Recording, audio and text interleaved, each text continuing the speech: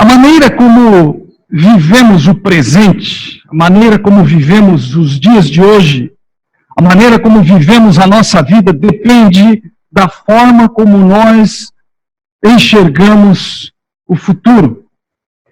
Talvez você seja familiarizado com esses símbolos, especialmente nas lápides aí nos cemitérios. Um deles marca a data em que você nasceu e outro marca o dia da sua partida. Nós ainda estamos aqui, mas um dia, se não subirmos, teremos essas marcas aqui na nossa vida. Agora é interessante porque o dia que você nasceu, parece que na sua vida é o dia mais importante. Mas você já pensou em tudo que aconteceu antes de você ter nascido? Você já pensou na eternidade passada? Quando as coisas aconteceram sem a sua participação, sem a sua opinião, sem você dar qualquer pitaco, simplesmente as coisas aconteceram e você não era. Mas um dia, você nasceu, e um dia, você vai partir. Com certeza, um dia você vai partir.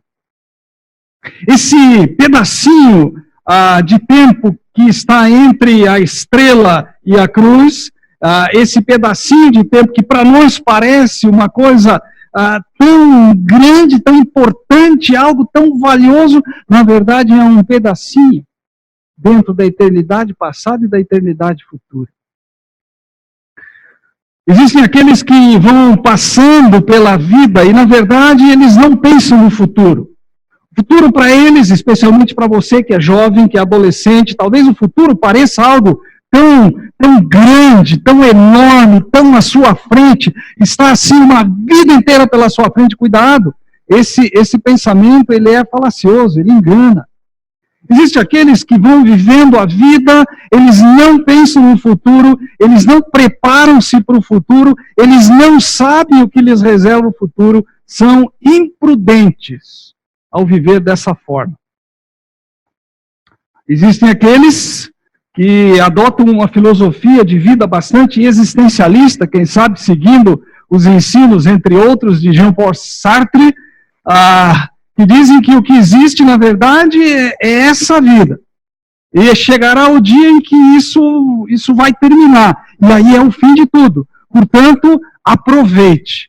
Viva da melhor maneira que você puder hoje. Goze a vida. Aproveite, porque o tempo se satisfaça aqui. Porque depois...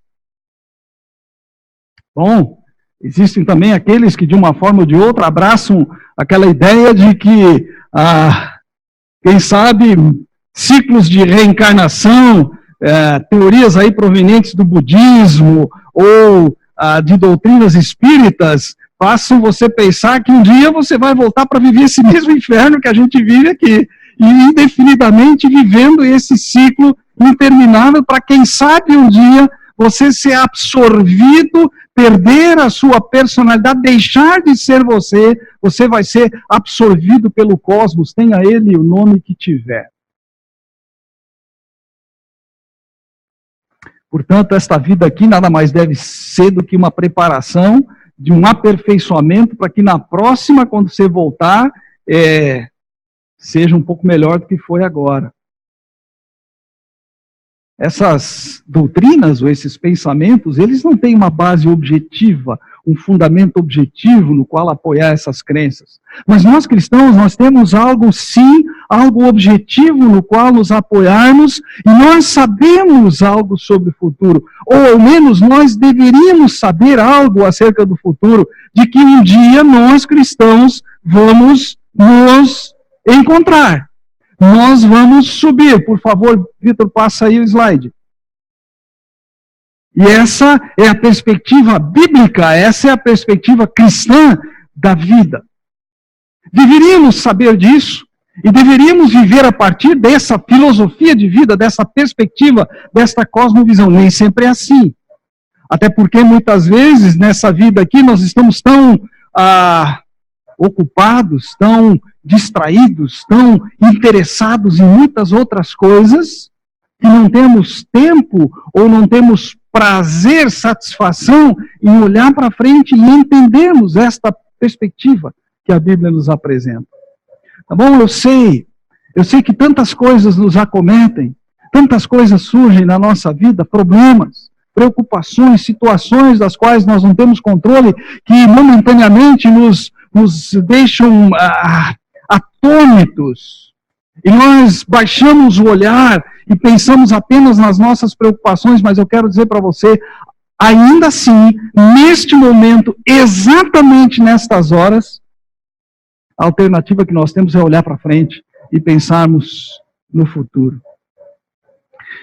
Eu acho que os dois grupos mais infelizes na face da terra são os não cristãos, que não têm uma esperança concreta, que estão apostando as suas fichas em algo indefinido, em algo que não resolve definitivamente o problema, são infelizes, desesperançados, mas igualmente infelizes são os crentes, os cristãos, os evangélicos que se esquecem de lembrar do encontro que terão um dia com o Senhor. E a Bíblia diz, se a nossa esperança em Cristo se resume apenas a esta vida e a esse tempo que nós temos aqui, nós somos os mais infelizes, até mesmo, do que os cristãos que não têm esperança.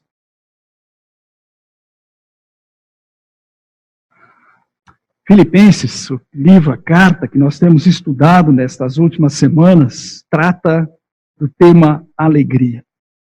Fala de uma alegria que é inabalável, de uma alegria que, como disse Jesus, ninguém pode tirar, ninguém pode roubar. Alegria.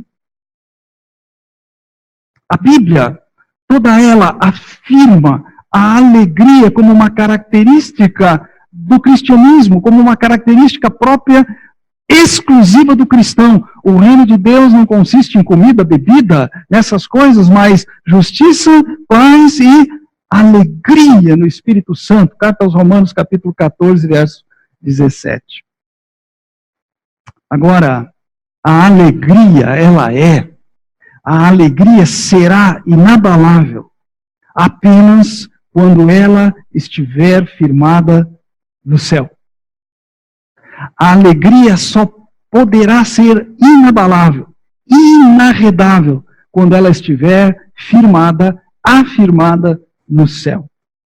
Este firmar no céu, este agarrar-se no céu, ele está exposto por Paulo no capítulo 3 de Filipenses, versículo 17, até o capítulo 4, versículo 1, e eu convido vocês para acompanharem a leitura desse texto. Filipenses capítulo 3, verso 17, irmãos, sigam unidos o meu exemplo e observem os que vivem de acordo com o padrão que lhes apresentamos. Pois, como já lhes disse repetidas vezes, e agora repito com lágrimas, há muitos que vivem como inimigos da cruz de Cristo. O destino deles é a perdição, o seu Deus é o estômago, e eles têm orgulho do que é vergonhoso. Só pensam nas coisas terrenas. A nossa cidadania, porém, está nos céus, de onde esperamos ansiosamente o Salvador, o Senhor Jesus Cristo. Pelo poder que o capacita a colocar todas as coisas debaixo do seu domínio, ele transformará os nossos corpos humilhados, tornando-os semelhantes ao seu corpo glorioso.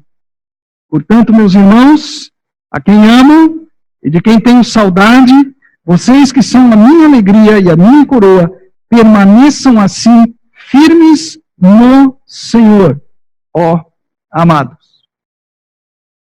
Repara no capítulo 4, versículo 1, esse último versículo que nós lemos, portanto. Esse portanto tem a ver com o que está escrito antes. Tem a ver com todo o parágrafo anterior que Paulo descreveu. Portanto, permaneçam firmes no Senhor. Essa é a afirmação, essa é a exortação que Paulo faz no encerramento do seu raciocínio. A conclusão de Paulo, de todo o raciocínio que ele desenvolveu ao longo do capítulo 3. E o capítulo 3 diz, alegrem-se no Senhor. Alegrem-se no Senhor. O capítulo 3 fala, deixe o passado para trás. As coisas que ficaram para trás, como nós ouvimos aqui ainda semana passada. Não aprisionados, não saudosistas, presos àquilo que ficou para trás, nem mesmo acossados pelos pecados que foram resolvidos por Cristo lá na cruz. deixem o pecado para trás, avancem para o alvo, para o prêmio da soberana vocação de Deus em Cristo Jesus. Fiquem firmes no Senhor. Essa é a exortação que Paulo nos dá ao longo do capítulo 3. E neste último parágrafo, nessa última porçãozinha que nós lemos aqui, nós temos a receita, nós temos o ingrediente ou os ingredientes para que a nossa alegria esteja firmada no céu.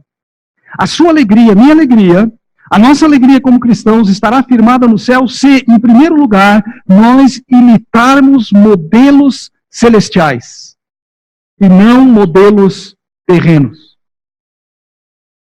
Se nós imitarmos, se nós seguirmos, se nós observarmos, se nós acompanharmos modelos que valem a pena ser imitados e não aqueles que são corrompidos.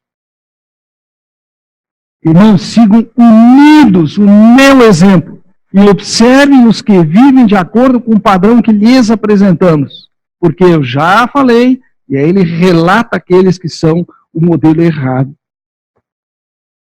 Sigam o meu exemplo, diz Paulo. Observem aqueles que vivem de acordo com a palavra de Deus. E indo além, ele diz, mas não imitem aqueles que só pensam nas coisas terrenas. Aqueles que estão preocupados com o seu estômago, com a sua satisfação pessoal. Aqueles que são focados apenas aqui. Esses indivíduos estão preocupados com o seu bem-estar, com o seu estômago, com seus prazeres, ocupados com as coisas terrenas. Esses são mundanos. Essas pessoas, elas têm um raciocínio secularizado. Eles pensam de acordo com as formas predominantes de pensamento desse mundo decaído.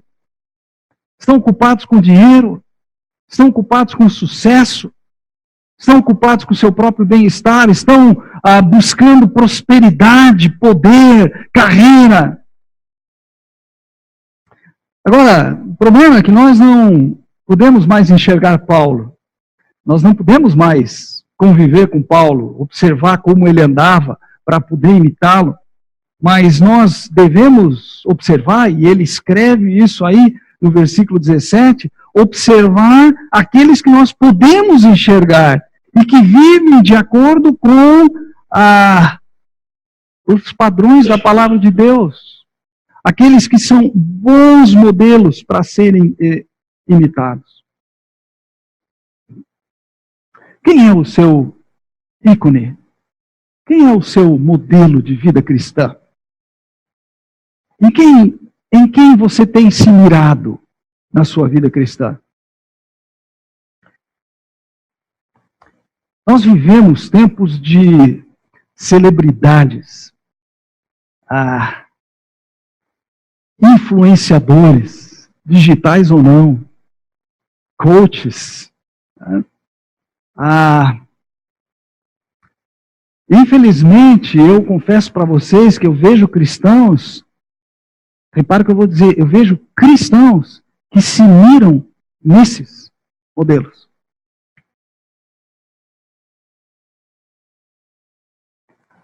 E que não miram naqueles que são parecidos com Jesus. Cristãos que buscam igrejas e que buscam celebridades da moda, populares, para se satisfazer. Não se importando se isso satisfaz o Senhor ou não. Esses influenciadores, blogueiros, celebridades, eles têm uma grande vantagem sobre o pastor. A gente não pode observar a vida deles. A gente ouve as suas palavras, a gente ouve os seus escritos, a gente ouve suas frases de efeito, a gente fica sabendo de algumas realizações, mas a gente não acompanha a vida deles. Já o pastor, coitado, né? A gente vê como ele trata a mulher, a gente vê como ele trata os filhos, a gente vê como são os filhos dele, a gente vê quando o pastor perde a paciência, a gente muitas vezes está perto quando ele fica vermelho e ele tenta conter a sua ira, a sua raiva diante de determinadas situações, mas a celebridade não. Aquele site, aquele blog, aquilo ali mostra o perfeito. eles têm uma grande vantagem. E muitas vezes nós pensamos que podemos e que devemos ouvi-los e imitar aquilo que eles estão fazendo. Ano passado eu soube de uma história muito triste de um grande pastor, conhecido, de uma grande igreja, da grande cidade de São Paulo, de uma grande denominação, alguém expoente dentro da sua denominação, muito ouvido, muito respeitado, anos de ministério, até que se descobre que, na verdade, tinha uma vida dupla, tinha uma outra família, além da sua família apresentada na igreja. Cuidado com os modelos, cuidado com o exemplo que você mira para construir, para andar para frente na sua vida cristã. Eu tive um grande privilégio. Nos meus anos de seminário, eu costumo dizer que o mais importante não foram as aulas. A sala de aula, sim, foi importante. Muito do que eu faço aqui tem a ver com a sala de aula e os treinamentos recebidos, mas o que mais marcou a nossa vida, minha e da minha família, foi o convívio com alguns homens. Eu fui aluno do saudoso Carlos Oswaldo Cardoso Pinto. E que saudade daquelas aulas. Ele dava aula para o 4º ano de teologia, para a turma do 4º ano, depois ele vinha dar aula de teologia para a nossa turma de 1º ano. Ele ficava no 4º ano transitando aqui em cima na estratosfera, depois ele tratava de nos puxar para cima para tentar acompanhar o seu raciocínio. Mas sabe o que foi mais importante? Não foram as aulas. Aprendi tanto com ele. Mas foram as nossas idas para o Carrefour, uma vez por mês em São Paulo, em Campinas, para fazer a nossa compra. Juntávamos os 2 casais, íamos num carro só para poupar gasolina, porque a grana era curta, e fazíamos as compras. Aí quando voltávamos, tinha que conseguir separar no porta-malas do carro, sacolinhas do Carrefour de um e de outro. Os churrascos que a gente fazia na casa dele nos encerramentos de ano. Sim, que modelo de erudição com piedade. O convívio com o seu Davi, com a dona Mary Ann, que coisa preciosa, são referência para nós sobre casamento e família, são referência para nós. Eu lembro daqueles anos e o convívio que nós tivemos com eles, dentro da casa deles, na informalidade. É meio difícil um americano ser informal, mas eles conseguem, de vez em quando eles conseguem, e aprender com eles. Mas não são só esses homens de renome. Fiquei tão grato essa semana, nós aqui no nosso café da manhã, na terça-feira, falando a respeito de olhar para trás, deixar para trás o que ficou para trás. E nós começamos a compartilhar à mesa coisas boas que Deus tinha feito já na nossa igreja, na nossa vida, no passado, nesses 40 e poucos anos da igreja. Um dos irmãos disse assim: eu não posso deixar de lembrar de José de Jesus. Gente, a influência que esse homem teve na minha vida, você não tem ideia. Essa última música, Fábio, que nós cantamos aqui, eu não conseguia cantar durante muitos anos, depois da morte do Zé de Jesus. Tem aquela estrofe que fala assim: em breve os mortos ressurgirão, velhos amigos se encontrarão. E eu só ficava pensando nesse dia do reencontro com esse homem, Edson Fachin, que ia em casa, pedi para eu ajudá-lo a preparar o estudo que ele ia dar de discipulado, e aquela amizade que se formou, viu, dona Elza? Nunca esqueci, seu marido. Homens que vale a pena serem imitados, não porque são celebridades, mas porque são retos no caminho de Deus. Quem é que você imita? Quem é que você olha? Quem é que é o seu modelo? A pergunta é séria. A Bíblia está nos dizendo, Paulo está nos dizendo: imitem, observem aqueles que andam segundo o bom caminho do Senhor. Olha para esses. Sim, você vai achar defeito neles. Com certeza. Sim, você vai achar imperfeições, com certeza. Mas você vai achar um coração dedicado ao Senhor, um coração consagrado ao Senhor. Você vai ver um caráter sendo transformado de glória em glória, na própria imagem do Senhor Jesus. Esses que nós devemos imitar. Uma palavra para vocês, mulheres. Presta atenção. Quem é o seu modelo de mulher, esposa, mãe, serva? Quem?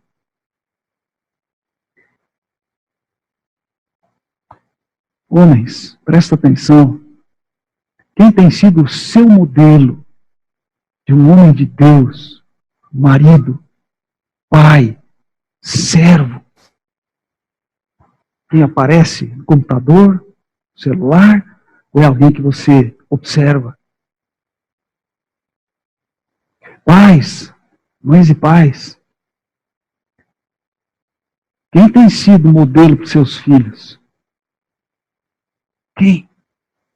Em quem os seus adolescentes, seus jovens estão se mirando? Anitta, Neymar. Vocês têm que ser o modelo para seus filhos. Jovens, adolescentes, abre o olho. Seu pai e sua mãe não são perfeitos, longe disso, estão no caminho. Olhe para eles. Porque a Bíblia diz, honra teu pai e tua mãe para que te vás bem. Gente, hoje a gente leva a Bíblia a sério. Ou vamos parar com a papagaiada de nos reunirmos para estudar a Bíblia. É sério. Paulo está dizendo, imitem aqueles que andam no caminho do Senhor. Esse é o primeiro ingrediente de uma alegria firmada no céu. Imitar modelos celestiais. O segundo ingrediente está no versículo 20, versículo 21. Aguarde ansiosamente um encontro celestial. A nossa cidadania, diz Paulo, está nos céus, de onde aguardamos o Senhor Jesus. Gente, isso. Estou aqui procurando, ainda bem que eu sei de cor, né? Vocês estão vendo que a Bíblia aqui está em más condições.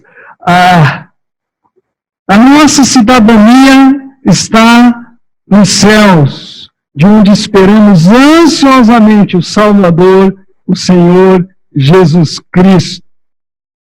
A nossa cidadania define a nossa identidade. A nossa cidadania define quem nós somos.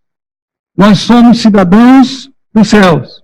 E o retorno de Cristo, a volta de Cristo, o encontro com Cristo é uma certeza. É interessante. Nós temos várias linhas de interpretação, várias escolas de interpretação teológica. Nesse ponto da volta de Cristo não existe divergência. Pode ser que a gente divirja em relação a em quando, em que época, mas que ele vai voltar, isso é uma certeza. Esta é uma afirmação. Para e pensa um momento aqui. E se Cristo voltasse hoje à noite? E se Cristo voltasse hoje à noite, você lamentaria por alguma coisa? Puxa, deixei de fazer, esqueci, não estou preparado. Ah, não queria que fosse hoje. Ah, você está pronto? Porque pode ser hoje. Pode ser hoje. Queridos, não existe nenhuma profecia pendente, não existe nada que impeça hoje o Senhor Jesus de voltar para buscar os seus, apenas os seus. O cristão, na verdade, ele é um cidadão do reino, esperando o rei vir buscá-lo. Se você é um cristão, você deve viver desta perspectiva. Essa tem que ser a sua filosofia de vida. O cristão é um cidadão do reino esperando o rei vir buscá-lo. A história, ela não vai acabar sem que Cristo volte. Se você morrer, você vai se encontrar com ele via ressurreição dos mortos. Se você ficar vivo, você será arrebatado para se encontrar com ele. Ponto. Ponto. O encontro com o Senhor, ele é uma certeza. E esse encontro com Cristo, ele é poderosamente transformador. Veja o que Paulo diz aí no versículo 21, pelo poder que o capacita a colocar todas as coisas debaixo do seu domínio, ele transformará os nossos corpos humilhados, tornando-os semelhantes ao seu corpo glorioso. corpos humilhados, sentido aqui de insignificantes. Gente, nós, à luz da eternidade, à luz da história como um todo, nós somos insignificantes. Ele transformará os nossos corpos humilhados em algo glorioso. Tanto dinheiro gasto com alguma coisa que vai ser transformada. Já pensou nisso? Tanto dinheiro gasto com algo que vai ser transformado, vai ser reformado pelo Senhor. Esse poder do encontro com o Senhor, ele se manifesta não apenas lá na frente, quando esse encontro acontecer, mas a perspectiva desse encontro também transforma a forma como nós vivemos, ou deveria transformar a forma como nós vivemos hoje, os valores que nós abraçamos, as prioridades que nós temos na nossa vida, a nossa filosofia de vida, o nosso estilo de vida precisa ser transformado, precisa ser moldado pela certeza de que nós vamos nos encontrar com o Senhor, e esse encontro talvez esteja muito breve. Paulo diz que ele estava esperando ansiosamente esse encontro. Agora, pare e pense por um instante. Será que você tem vivido desta perspectiva, tem levado a sua vida a partir dessa certeza de que tem um encontro marcado com o Senhor? Paulo diz que ele esperava ansiosamente, ou seja, a sua vida era vivida na expectativa de que a qualquer momento esse encontro iria acontecer. Eu me lembro quando eu era criança, uma das épocas que eu mais gostava era, o período está chegando agora, final do ano, véspera de Natal. E teve um ano que, não vou dizer que meus pais prometeram, eu entendi que o papai me prometeu que ele ia me dar uma bicicleta. Eu queria tanto uma bicicleta. Gente, como eu queria uma bicicleta. Aquela tralha que já tinha ficado para trás, era muito pequenininha, não funcionava mais, eu queria uma bicicleta. E ele deu a entender que eu ia ganhar uma bicicleta. Você imagina como é que foram os dias antes do Natal? Eu vou ganhar. Dia 24 de dezembro, acorda cedo.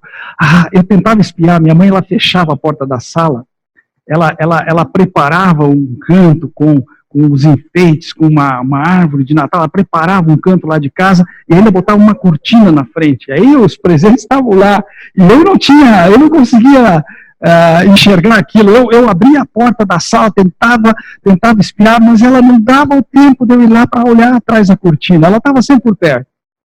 Eu ganhei a bicicleta. Gente, eu ganhei a bicicleta. Os 2 dias seguintes, a rua em frente de casa era uma rua de terra, ela tinha um 8, porque eu fazia um trajeto com a bicicleta, assim, ficou uma vala onde passava a bicicleta. A expectativa da volta do Senhor tem que marcar a nossa vida. Tem que marcar a nossa vida.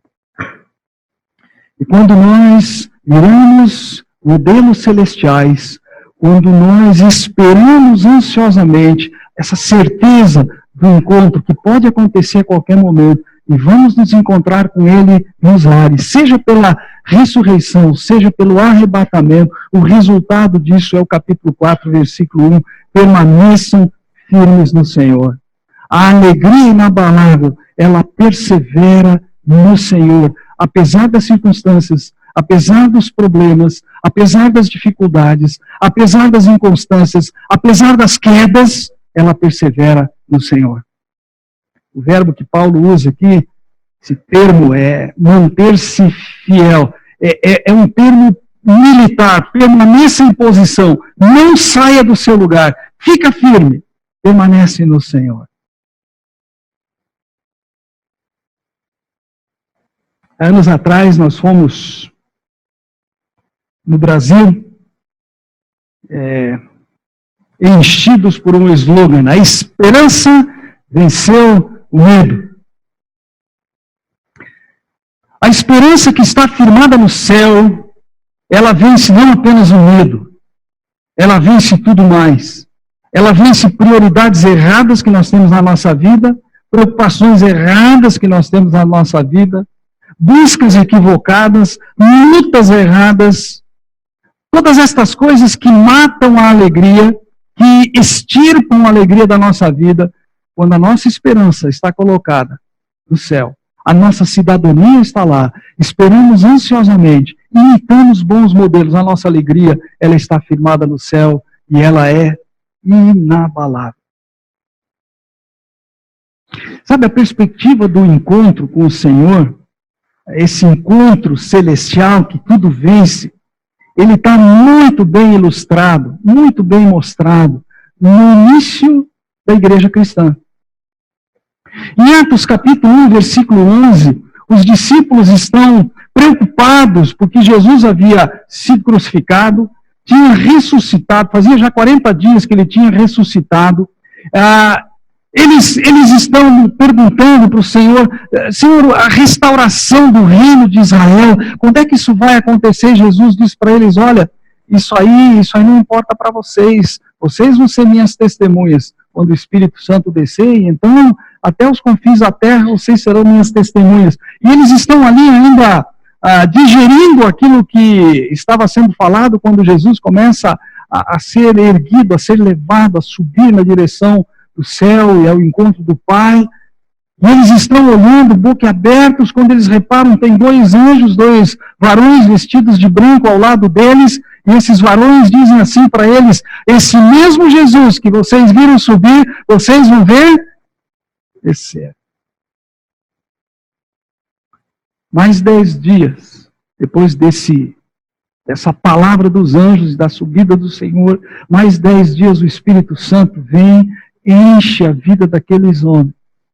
E dali em diante, nada pôde detê-los. Nada conseguiu segurá-los. A certeza da volta do Senhor Jesus tornou-os intrépidos. A vida deles passou a ser viver a expectativa da volta do Senhor Jesus. A Bíblia diz que vendiam suas propriedades, bens, tudo distribuído entre todos. Para que ficar guardando essas coisas? O Senhor vai voltar. Essa força irresistível da certeza de que Jesus vem para encontrar-se com a sua igreja, fazia com que, como diz Atos capítulo 2, versículo 46, que eles faziam todas aquelas coisas de perseverar na doutrina dos apóstolos, no partir do pão, na comunhão, nas orações, tudo mais, faziam tudo isso com grande alegria. Atos capítulo 2, versículo 46, grande alegria e generosidade, uma alegria inabalável. Nem mesmo a perseguição, nem mesmo a morte de Estevão, nem mesmo a morte de Tiago, o assassinato desses homens, nada pôde tirar deles a alegria de viverem para o Senhor.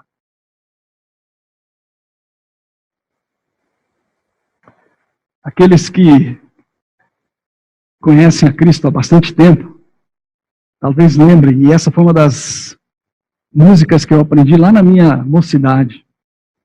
Grande esperança Jesus já me deu, que não desvanecerá.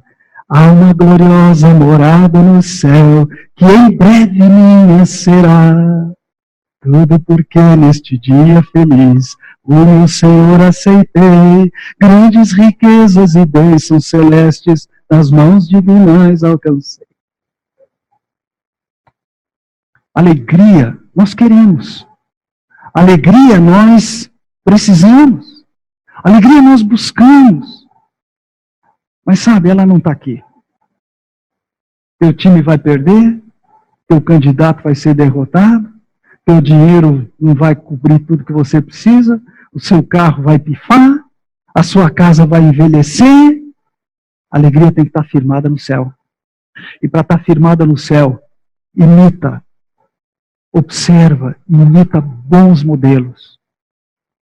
Lembra continuamente do encontro que nós temos pela frente e persevera no Senhor. Decida agora como é que você vai viver essa próxima semana. Em quem você vai se mirar, quem você vai observar, escolhe. Olha ao seu lado aqui e busca bons modelos que estão presentes aqui. Vale a pena segui-los. Espere ansiosamente. Aliás, a previsão é de muita chuva essa semana, vai ter nuvem pra caramba. E se o encontro vai ser nas nuvens?